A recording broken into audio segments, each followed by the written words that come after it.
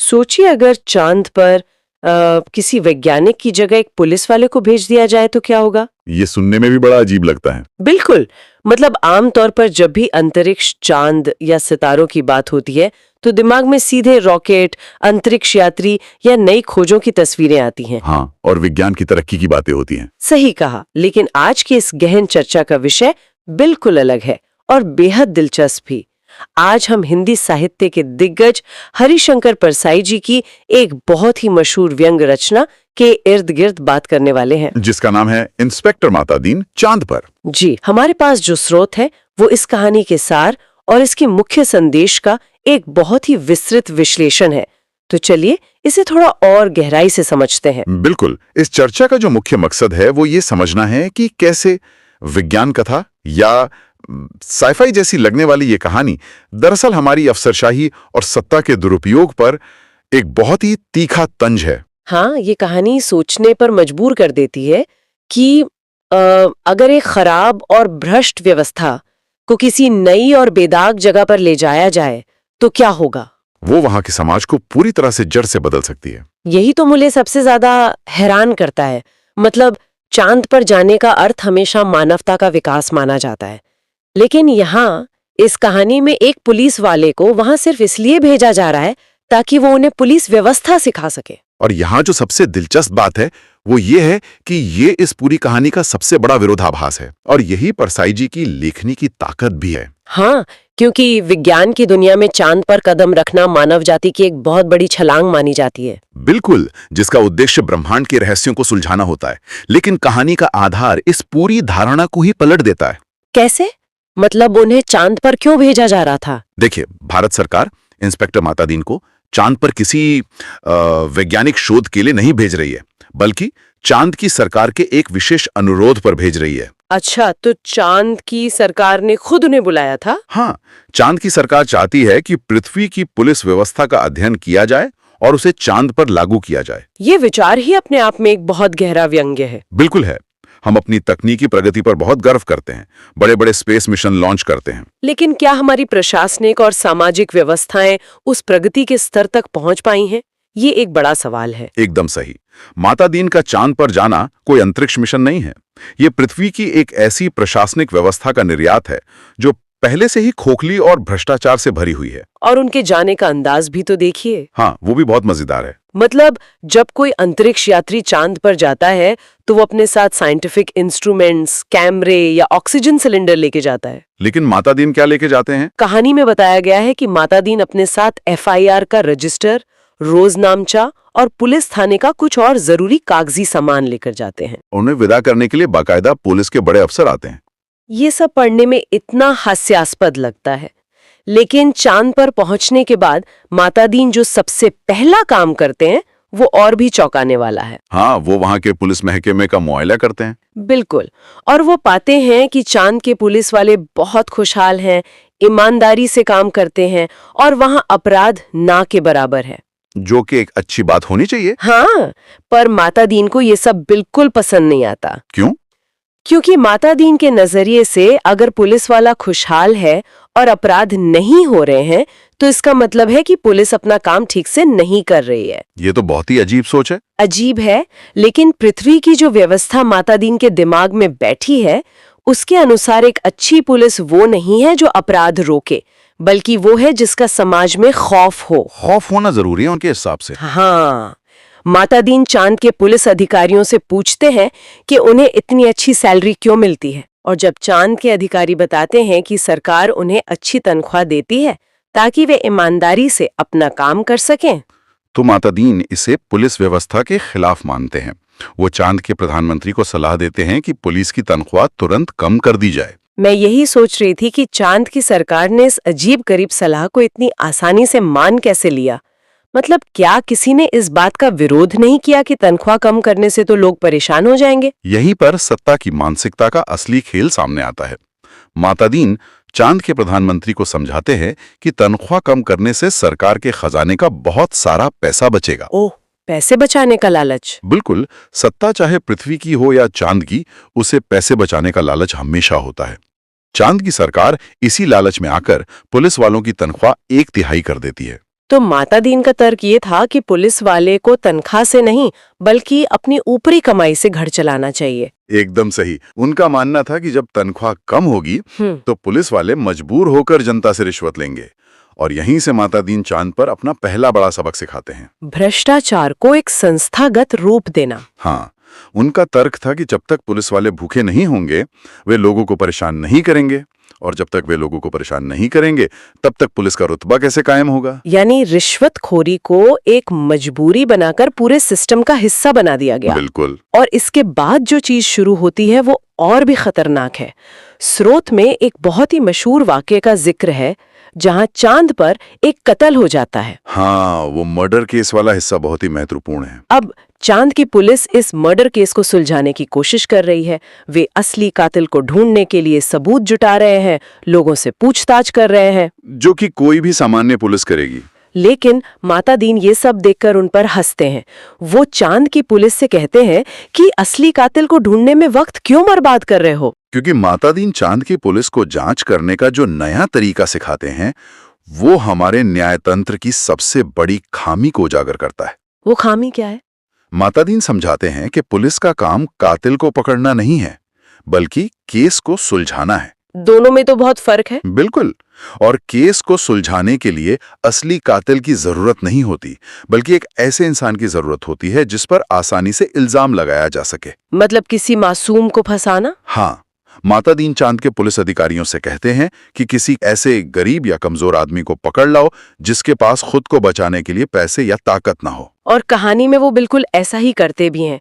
माता दीन एक ऐसे आदमी को पकड़ लेते हैं जिसका मृतक के साथ किसी जमीन को लेकर मामूली सा विवाद था। बस एक छोटी सी बहस। हाँ, चांद की पुलिस हैरान रह जाती है कि बिना किसी सबूत के इस बेगुनाह को कैसे जेल में डाला जा सकता है। तब माता दीन उन्हें झूठे सबूत बनाने की कला सिखाते हैं। यह हिस्सा व्यंग्य का चरम है। वो उस बेगुनाह आदमी के कपड़ों पर खून लगा देते हैं, उसके घर में एक हथियार छिपा देते हैं और फिर उसी हथियार को बरामद करके दिखा देते हैं। मतलब पूरी की पूरी कहानी गढ़ दी जाती है। सच में ये पढ़ते हुए बहुत हंसी आती है कि माता दीन कितनी आसानी से यह सब कर रहे हैं, लेकिन अंदर ही अंदर एक अजीब सी सिहरन भी होती है। ये सोचने पर मजबूर होना पड़ता है कि क्या हमारी दुनिया में न्याय का यही रूप है? और ये सिहरन ही परसाई जी के व्यंग्य की असली जीत है। जब माता दीन झूठे केस बनाना सिखाते हैं तो दरअसल ये बता रहे होते हैं कि व्यवस्था को अपना काम पूरा दिखाने के लिए किसी वास्तविक अपराधी की जरूरत नहीं है। बिल्कुल नहीं, बस किसी को भी बलि का बकरा बनाया जा सकता है। ये दिखाता है कि जब सिस्टम सिर्फ कागजों पर अपनी सफलता दिखाना चाहता है तो सच्चाई कोई मायने नहीं रखती। कागजी कार्रवाई पूरी होनी चाहिए बस। हाँ, माता दीन चांद की पुलिस को बताते हैं कि अगर असली कातिल पकड़ा गया तो शायद वो बड़ा और रसूखदार आदमी हो सकता है जो बाद में पुलिस के लिए मुसीबत खड़ी कर दे। इसलिए सबसे सुरक्षित तरीका यही है कि किसी कमजोर को फंसा दिया जाए। सही कहा। लेकिन मैं एक बात सोच रही थी, कोर्ट में केस साबित करने के लिए गवाह भी तो चाहिए होते हैं। चांद के लोग तो वैसे भी सच बोलने वाले थे, तो माता दीन ने इस बेगुनाह आदमी के खिलाफ गवाह कहाँ से पैदा किए? गवाह पैदा करने का ये तरीका इस कहानी का तीसरा सबसे अहम और खतरनाक सबक है। वो क्या है? ताकत के दम पर सच को बदल देना। माता दीन चांद पर पेशेवर गवाहों का कॉन्सेप्ट लेकर आते हैं। Confessional witness. हाँ, वो चांद के कुछ ऐसे अपराधियों और गुंडों को पकड़ते हैं जो पहले से पुलिस से डरते हैं।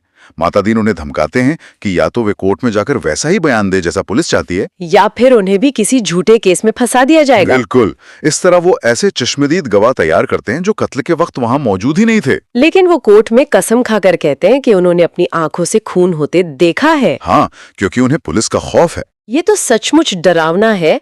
जो लोग असल में मुजरिम हैं उन्हें गवाह बना दिया गया और जो बेगुनाह है उसे मुजरिम बना दिया गया। यही सिस्टम की उलटबासी है। और इसी के साथ सिस्टम में लाल फीता शाही की भी एंट्री होती है। हर चीज फाइलों में दबने लगती है। लाल फीता शाही का जिक्र करना यहाँ बहुत जरूरी है। ये वो व्यवस्था है जहाँ फाइलों को लाल फीते में बांधकर बस धूल खाने के लिए छोड़ दिया जाता है, जब तक कि उस फाइल को आगे बढ़ाने के लिए वजन न रखा जाए। और वो वजन पैसों का होता है, रिश्वत। हाँ, माता दीन चांद पर यही संस्कृति विकसित करते हैं। वो चांद के अधिकारियों को सिखाते हैं कि काम को इतनी जटिल कागजी कार्रवाई में उलझा दो कि आम आदमी थकार कर रिश्वत देने पर मजबूर हो जाए। मतलब कोई भी काम सीधे तरीके से नहीं होना चाहिए। बिल्कुल नहीं। हर कदम पर एक नई फाइल, एक नया नियम और एक नई अड़चन पैदा की जानी चाहिए। इससे पुलिस और प्रशासन का महत्व बढ़ता है। और इस सब का नतीजा क्या होता है? कहानी का जो क्लाइमैक्स है वो ये सोचने पर मजबूर कर देता है कि एक भ्रष्ट व्यवस्था कितनी तेजी से किसी समाज को बर्बाद कर सकती है। बहुत तेजी से। स्रोत के अनुसार माता दीन के कुछ ही महीनों के प्रशिक्षण के बाद चांद का पूरा समाज तबाह हो जाता है। जो चांद कभी शांति और सच्चाई के लिए जाना जाता था, वहां अब हाहाकार मच जाता है। हाँ, गुंडे बदमाश खुलेआम घूम रहे होते हैं। क्योंकि उन्हें पता है कि वे पुलिस को रिश्वत देकर आसानी से बच सकते हैं। और वहीं दूसरी तरफ चांद के आम और शरीफ नागरिक खौफ के साए में जीने लगते हैं। वे पुलिस को देखकर रास्ता बदल लेते हैं क्योंकि उन्हें डर होता है कि पुलिस उन्हें किसी भी झूठे केस में फंसा सकती है। ये हिस्सा इस बात का बहुत बड़ा प्रमाण है कि सत्ता और अफसरशाही अक्सर न्याय स्थापित करने से ज्यादा अपनी शक्ति और खौफ को बनाए रखने पर ध्यान केंद्रित करती है। सिस्टम का लक्ष्य जनता की सेवा करना रही नहीं जाता, बल्कि सिस्टम में बैठे लोगों की ताकत को और मजबूत करना बन जाता है। रिएक्शन होता है इस नई व्यवस्था पर। वे इस नई पुलिस व्यवस्था से इतने तंग आ जाते हैं कि वे अपने प्रधानमंत्री के आवास को घेर लेते हैं। चांद की संसद का विशेष सत्र बुलाया जाता है। और वहां क्या फैसला होता है? वहां सभी मंत्री एक स्वर में कहते हैं कि इस आदमी को यानी माता दीन को तुरंत पृथ्वी पर वापस भेजो, वरना हमारा पूरा चांद बर्बाद हो जाएगा। ये कितनी बड़ी विडंबना है। इंसान चांद पर गया था ताकि उसे जीत सके, वहां कुछ नया और अच्छा कर सके, लेकिन माता दीन ने वहां जाकर हमारी दुनिया की सबसे बड़ी बीमारियां फैला दी। यही तो व्यंग्य है। विज्ञान और तकनीकी प्रगति हमें भौतिक रूप से आगे ले जा सकती है। वो हमें चांद तक पहुंचने के लिए रॉकेट दे सकती है, लेकिन वो रॉकेट हमारी नैतिकता को नहीं सुधार सकता। बहुत सही कहा। हम चाहे विज्ञान में कितनी भी तरक्की कर लें, नए नए ग्रह खोज लें, लेकिन इंसान का लालच, उसका अहंकार और सत्ता की भूख हमेशा उसके साथ ही यात्रा करती है। यह कहानी दिखाती है कि एक समाज के तौर पर हम कैसे सोचते हैं और सत्ता कैसे हमारे दिमाग को बदल देती है। ये एक तरह का संक्रमण है, एक वायरस की तरह। हाँ, जैसे कोई वायरस एक शरीर से दूसरे शरीर में फैलता है, वैसे ही एक भ्रष्ट व्यवस्था एक समाज से दूसरे समाज में, या इस कहानी के संदर्भ में एक ग्रह से दूसरे ग्रह में फैल सकती है। तो माता दीन यहाँ सिर्फ एक पुलिस वाले नहीं है। नहीं, माता दीन चांद पर एक ऐसे सिस्टम का प्रतिनिधित्व करते हैं जो खुद भीतर से खोखला हो चुका है, और जब वो खोखला सिस्टम किसी नई जगह पर लागू किया जाता है तो वह उस नई जगह को भी अपने जैसा ही बीमार बना देता है। जब सत्ता पर कोई नैतिक लगाम न हो तो वो न्याय को निगल जाती है। बिल्कुल। लेकिन इन सब गंभीर और डरावनी बातों के बीच हरिशंकर परसाई जी की लेखन शैली की दाद देनी पड़ेगी। उनकी शैली तो बेजोड़ है। ये कहानी इतने भारी भरकम विषयों पर है, भ्रष्टाचार, लाल फीताशाही, पुलिस की ज्यादती, लेकिन इसे लिखा इतने सरल और आम बोलचाल की भाषा में गया है कि कोई भी जब इस कहानी को पढ़ता है तो लगातार हंसता है। और ये इसकी खूबी है। वाक्य इतने सीधे हैं, माता दीन के डायलॉग इतने मजेदार हैं कि आप ठहाके लगाते हैं, लेकिन फिर अचानक से हंसी गले में अटक जाती है जब आपको वास्तविकता का एहसास होता है। साहित्य में इसी शैली को प्रतीकात्मक व्यंग्य या सिंबॉलिक सटायर कहा जाता है। प्रतीकात्मक व्यंग्य, इसे थोड़ा और समझाएंगे? जरूर। देखिए, व्यंग्य का मुख्य उद्देश्य सिर्फ हंसाना नहीं होता।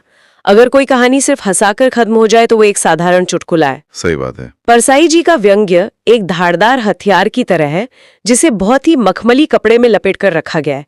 जब उसे छुआ जाता है तो वो मुलायम लगता है, लेकिन जब वो वार करता है तो बहुत गहराई तक काटता है। क्या बात है, बहुत ही सटीक उदाहरण दिया आपने। माता दीन यहाँ सिर्फ एक व्यक्ति नहीं है, वो पूरी अफसरशाही और उस भ्रष्ट व्यवस्था के एक प्रतीक हैं जो हमारे आसपास मौजूद हैं।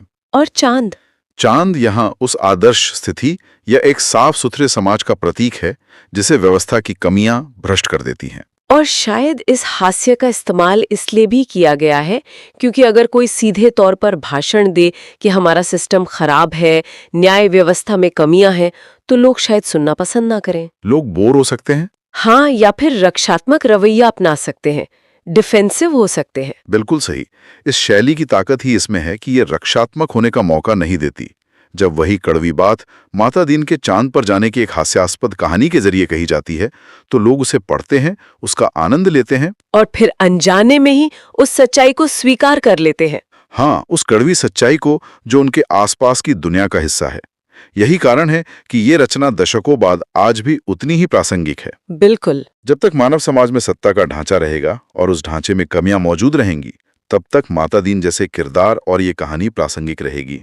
और इसकी प्रासंगिकता का सबसे बड़ा सबूत ये है कि आज भी सिविल सेवा और अन्य प्रतियोगी परीक्षाओं में कई बार इस रचना को एक केस स्टडी के रूप में देखा जाता है। ये बहुत ही महत्वपूर्ण बिंदु है। जरा सोचिए, जो युवा खुद भविष्य में इस सिस्टम का हिस्सा बनने जा रहे हैं, जो कल के बड़े अफसर बनेंगे, उन्हें ये कहानी पढ़ाई जाती है ताकि वे समझ सकें कि उन्हें क्या नहीं करना है। हाँ, इससे उन्हें ये समझने में मदद मिलती है कि सिस्टम की कमियां क्या है और एक प्रशासक के तौर पर उन्हें किन गलतियों को दोहराने से बचना है। नियम और कानून रट लेना अलग बात है। बिल्कुल, लेकिन वे नियम वास्तविकता में कैसे काम करते हैं और उनका दुरुपयोग कैसे हो सकता है, ये समझना बहुत जरूरी है। ये बात भविष्य के प्रशासकों के लिए एक बहुत बड़ी सीख है। देखिए, जब आज के समय में इस कहानी को देखा जाता है तो तकनीक काफी बदल चुकी है। काम करने के तरीके भी बदल गए हैं। हाँ, फाइलें जो पहले लाल फीते में बनती थीं, वे अब कंप्यूटर में डिजिटल हो गई हैं। लेकिन मानसिकता? वही तो, जो मानसिकता माता दीन के चरित्र में दिखाई गई है, दूसरों पर अपनी सत्ता थोपने की, ताकत का गलत इस्तेमाल करने की, वो मानसिकता आज भी अपना रूप बदलकर कहीं ना कहीं मौजूद रहती है। यानी बाहरी ढांचा बदल देने या चीजों को डिजिटल कर देने से तब तक कोई ठोस बदलाव नहीं आता जब तक कि उस ढांचे को चलाने वालों की नीयत में सुधार ना हो। नियत और नैतिकता सबसे जरूरी है। ये एक बहुत ही विचारणीय बिंदु है। तकनीक और नैतिकता के बीच का ये संतुलन ही ये तय करेगा कि आगे चलकर कैसा समाज बनेगा। बिल्कुल। अगर सिस्टम की बुनियादी खामियों को दूर किए बिना सिर्फ तकनीकी प्रगति की दौड़ में भागते रहे तो पुरानी गलतियों को ही नए और अधिक आधुनिक तरीके से दोहराया जाएगा। हाँ, ये कहानी उस अंधविश्वास को पूरी तरह से तोड़ देती है कि सिर्फ कोई नई जगह, नया ग्रह या नई तकनीक अपने आप में सब कुछ ठीक कर देगी। तो अगर इस पूरी गहन चर्चा के मुख्य बिंदुओं को समेटा जाए तो एक निष्कर्ष के तौर पर यही कहा जाएगा कि ये कहानी बहुत ही हल्के फुल्के और हंसी मजाक के अंदाज में ये साबित करती है कि अगर कोई व्यवस्था मूल रूप से खराब है तो उसकी कोई भौगोलिक सीमा नहीं होती है। वो सिर्फ पृथ्वी तक सीमित नहीं रहेगी। नहीं, वो चांद जैसी अछूती जगहों को भी भ्रष्ट कर सकती है। भ्रष्ट व्यवस्थाएं वहीं पनपती है जहां इंसान जाता है, क्योंकि वे इंसान के ही दिमाग की उपज होती हैं। बहुत ही गहरी बात है ये। तो आज हमने इस क्लासिक रचना के जरिए अफसरशाही, न्याय और सत्ता की उन परतों को उधेड़ा जो अक्सर हमारी नजरों के सामने होते हुए भी दिखाई नहीं देती। झूठे केस बनाने से लेकर रिश्वत को संस्थागत करने तक और ताकत के दम पर सच को झुठलाने तक। माता दीन के ये सबक असल में हमें हमारी ही व्यवस्था का आईना दिखाते हैं। इस गहन चर्चा को खत्म करने से पहले हम एक बहुत ही गहरा सवाल यहीं छोड़ देते हैं ताकि इस पर आगे गहराई से विचार किया जा सके। वो सवाल क्या है? देखिए, आज विज्ञान बहुत आगे बढ़ चुका है। मंगल ग्रह या अंतरिक्ष के अन्य हिस्सों में इंसानी बस्तियां बसाने की बातें अब सिर्फ विज्ञान कथाओं का हिस्सा नहीं रही, बल्कि एक आने वाली सच्चाई है। बिल्कुल ऐसा अब भविष्य में होगा। लेकिन सोचने वाली बात यह है कि जब इंसानियत भविष्य में उन नए ग्रहों पर कदम रखेगी तो क्या हम वहां सिर्फ अपनी महान वैज्ञानिक उपलब्धियां, अपनी उन्नत तकनीक और अपने शानदार रोवर्स लेकर जाएंगे, या फिर कुछ और भी? या फिर हम अपनी इसी लाल फीताशाही, भ्रष्टाचार और खराब व्यवस्थाओं को भी अंतरिक्ष के उन नए कोनों में निर्यात कर देंगे? क्या हमारा वो भविष्य जिसकी हम इतनी सुनहरी कल्पना करते हैं, वो सिर्फ हमारी पुरानी कमजोरियों और भ्रष्ट व्यवस्थाओं का ही एक नया तकनीकी रूप से उन्नत संस्करण होगा? इस सवाल को हम यहीं छोड़ देते हैं। आज की इस गहन चर्चा में शामिल होने के लिए बहुत बहुत धन्यवाद।